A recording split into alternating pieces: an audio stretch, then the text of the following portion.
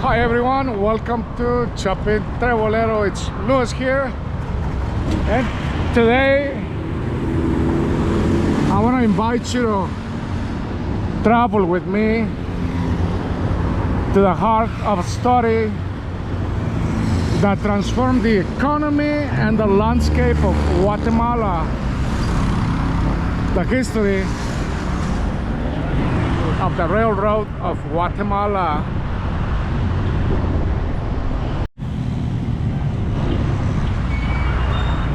Imagine for a moment it was 1870 and the president of Guatemala back then was General Justo Rufino Barrios. Now you can only imagine there was nothing here but meadows.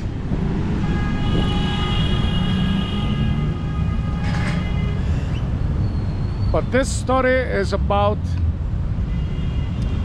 railroads, foreign companies, presidents, power, and the ever-changing story of the world.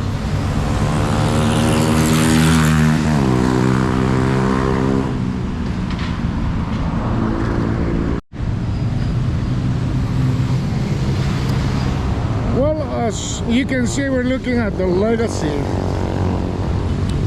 Now I want you to keep in mind that even when I mentioned those presidents, they didn't put the money. It wasn't the Guatemalans. It was money that came from foreign companies. It's called investment. And actually that's what's happening nowadays. We Guatemalans, we don't have the money. We don't have the technology. We don't have the know-how to do it. And so therefore,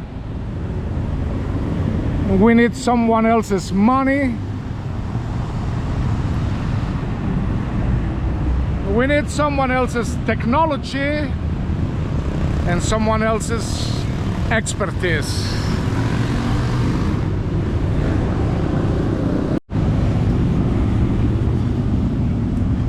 So nowadays we are with a desire to have a train. We Guatemalans, we all want a metro system. We want development. And we want modernization.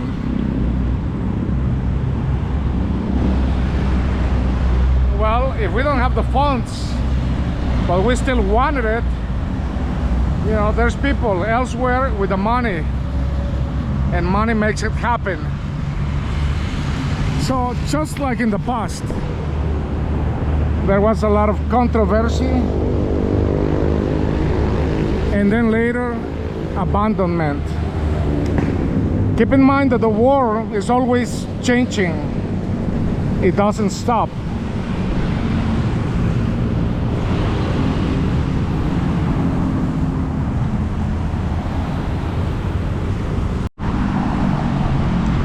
So the train in Guatemala back then, it was not only transport, and nowadays it isn't only transport as well.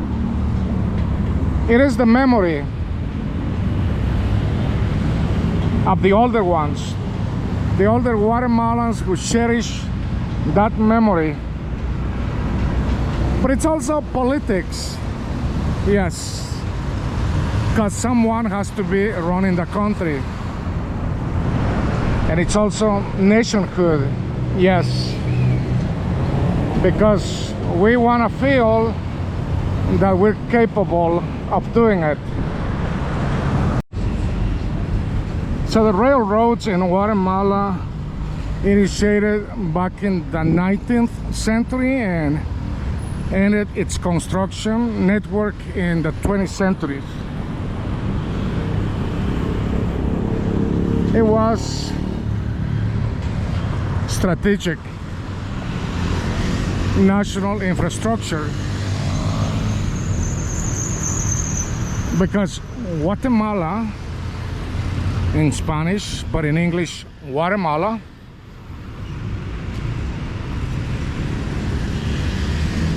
needed modernization. And here begins the story of the train in Guatemala.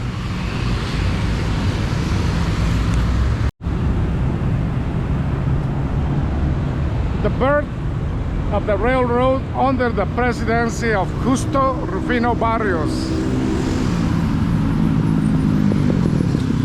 Year 1870.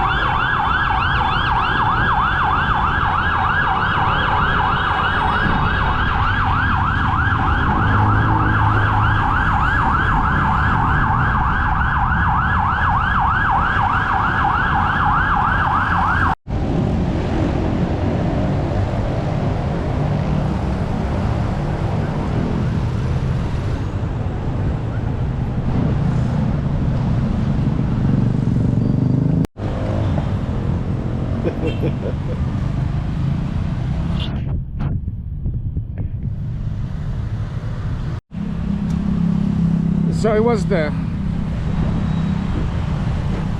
Industrial Revolution happening at the time in Europe.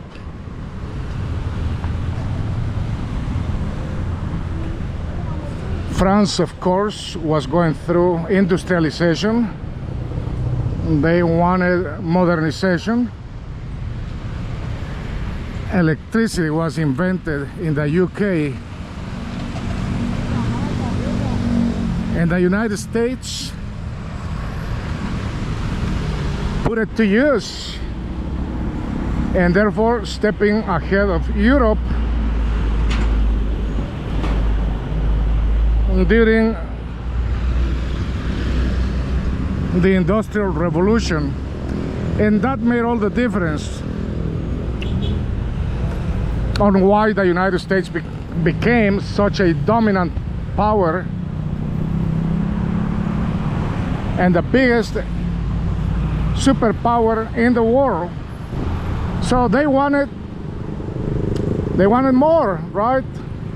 Like when you already have a lot, what is it that you want? You want more. So they came to the Caribbean and Central America. But there was a president here in Guatemala, Ubico. And his thought process was about business. He looked at the United States. They were going to give him what he wanted, a train. And they were going to get what they needed, land, lots of land. And that's how the IRCA, the International Rails of Central America, came to existence.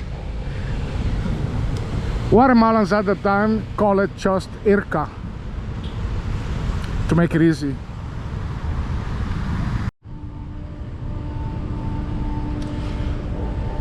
Well, but back in the days, let's keep in mind that ideologies, now those ideologies were a lot more stronger. The beliefs, what people stood for at the time, it was a different outlook to what it is nowadays when it comes to politics. So Jacobo Arbenz came to power. Then he was overthrown by the US because they invested their money, and it makes sense, right? Anyone who invests money wants a revenue back. Otherwise, why would you invest in the first place? Now, it could have been renegotiated, because that's usually what you do, well, in developed and civil societies, right? If a deal is not working and it is of national interest, you renegotiate and you keep the deal, because we all need to make deals in order to have business. Otherwise, investment wouldn't occur.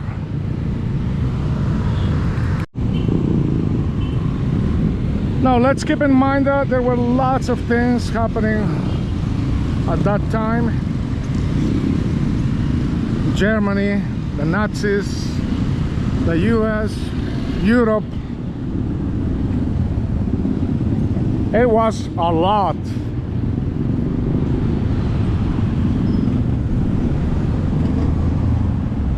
And Guatemala was there too. Yes, we felt the impact. But something else was happening, because industrial revolution has already taken place.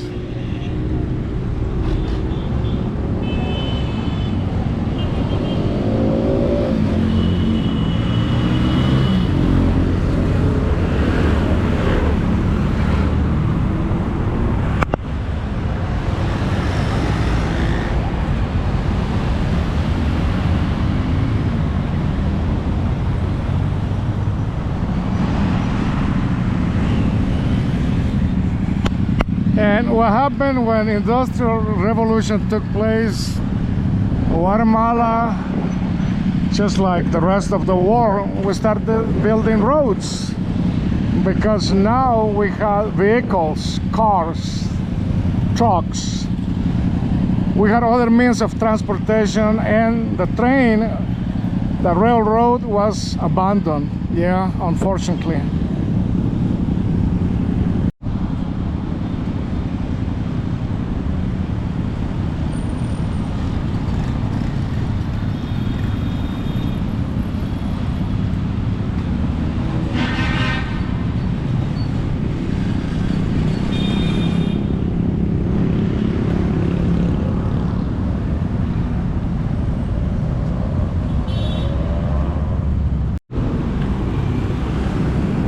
So suddenly,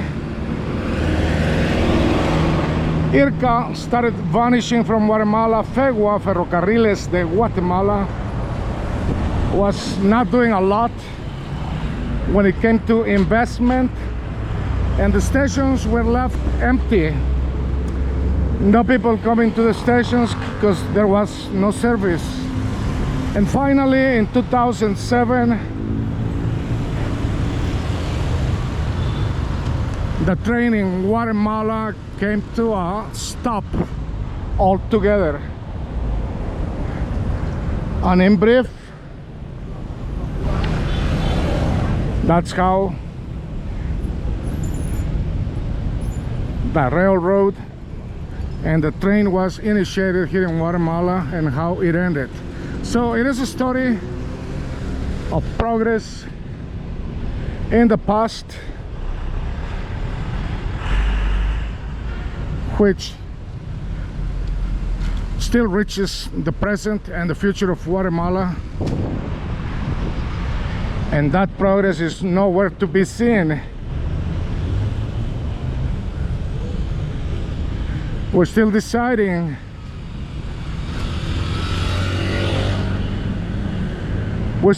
on who is the right investment, who has the right investment, who is the right investor to come to Guatemala.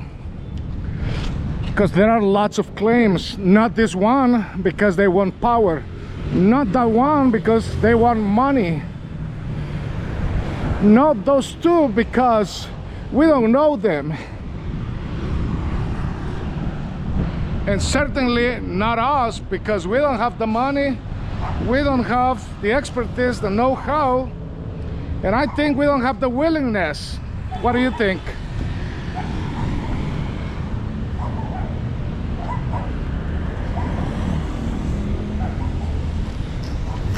From Guatemala. Thank you for following me. By the way, if you want to watch this video, you can watch it in English, this one. You can also watch it in Spanish. I created the same video in Spanish, and you can also watch it in French. From Guatemala, I'm still waiting for the train or metro or tranvía or some kind of mean of transportation that can help us, save us time, make life better, because somehow everywhere I see, I don't see people moving. Well, we do, very slow, but we do.